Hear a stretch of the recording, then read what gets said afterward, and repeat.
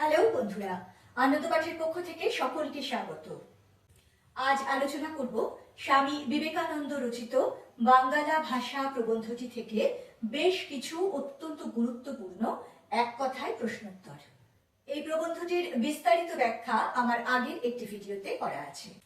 আজকের প্রশ্নোত্তর পর্ব শুরু করার আগে প্রতিদিনের মতো বলে নিই, যারা চ্যানেলটি সাবস্ক্রাইব করেছো তাদের ধন্যবাদ, যারা এখনো করনি তোমাদের যদি এই ধরনের আলোচনাগুলি ভালো লাগে এবং এরকম আলোচনা আরো বেশি করে পেতে চাও তাহলে অবশ্যই চ্যানেলটি সাবস্ক্রাইব করো এবং ভিডিওটি ভালো লাগলে লাইক ও বন্ধুদের মধ্যে শেয়ার করে পাশে থেকো।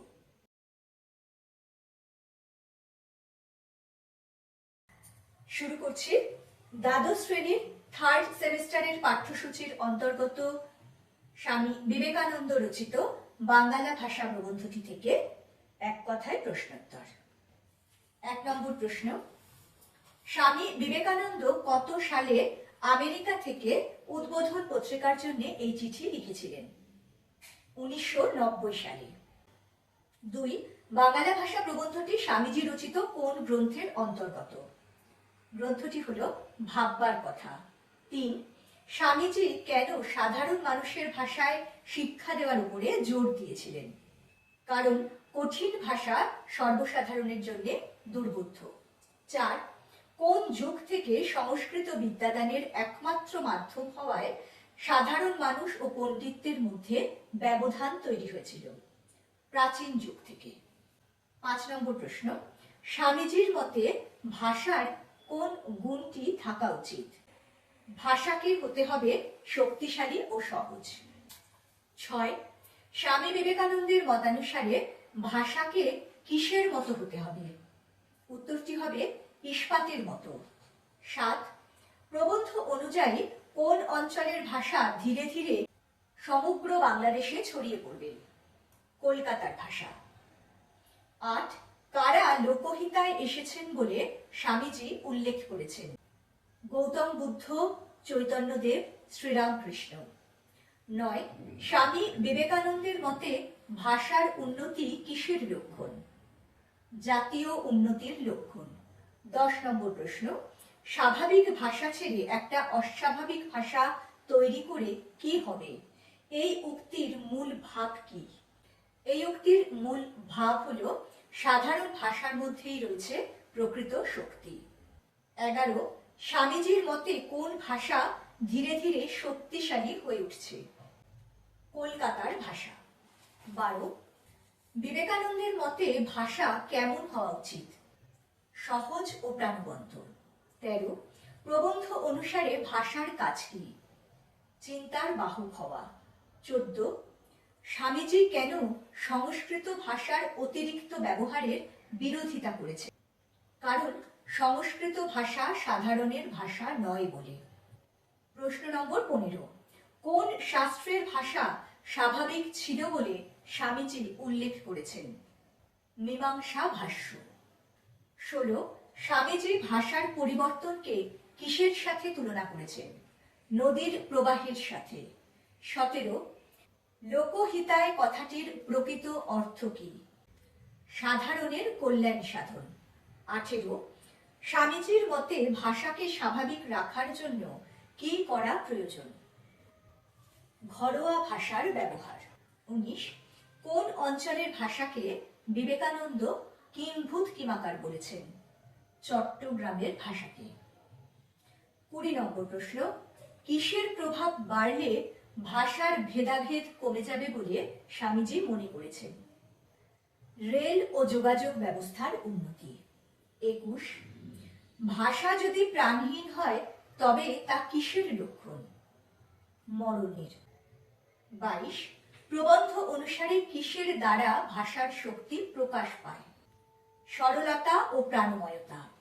23, রাগ, দুঃখ, ভালোবাসা যে ভাষার দ্বারা প্রকাশ করা যায়? চলিত ভাষা। 24, এই প্রবন্ধ অনুযায়ী কটমট শব্দটির অর্থ হল দুর্বোধ্য। 25 নম্বর প্রশ্ন, শ্লেষ হলো একটি শব্দালঙ্কার। 26, বাংলাদেশে বিভিন্ন ভাষার চল থাকলেও স্বামীজি যে স্থানের ভাষাকে আদর্শ বলে উল্লেখ করেছেন? সেই স্থানটি হল হুগলি। 27 মীমাংসা ভাষ্য লিখেছেন সবর স্বামী। 28 ডগমগ শব্দটির অর্থ আনন্দ। 29 স্বামীজি সংস্কৃত ভাষার চালকে কিভাবে বর্ণনা করেছেন? গদাই লস্করি চাল বলি। 30 নম্বর প্রশ্ন, প্রাকৃতিক নিয়মে বলবান হয়ে উঠছে কলকাতার ভাষা। 31 মহাভাষ্য রচনা করেছেন পতঞ্জলি। 32 মরণ নিকট হলে নতুন চিন্তা শক্তির ক্ষয় হয়। 33 প্রবন্ধ অনুসারে গহনা পরা মেয়ে দেখলেই কি মনে হয়? দেবী বলে মনে হয়। 34 প্রবন্ধ অনুসারে দেবতার মূর্তি দেখলেই যা হয়? ভক্তি।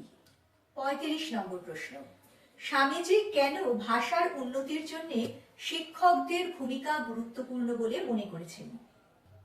কারণ তারা ভাষার প্রচার ও প্রসার ঘটান। 36 স্বামীজির মতে ভাষার মাধ্যমেই কি করা সম্ভব? উত্তরটি হবে আত্মপরিচয় প্রতিষ্ঠা করা। 37 স্বামী বিবেকানন্দ বাংলা ভাষার প্রতি অবহেলার কারণ কি বলে চিহ্নিত করেছেন? বিদেশি ভাষার প্রতি আকর্ষণকে।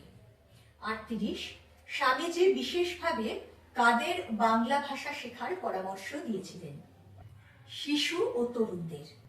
39 স্বামী বিবেকানন্দের মতে ভাষার দার্শনিক ভিত্তি কি হওয়া উচিত? সত্য ও ন্যায়।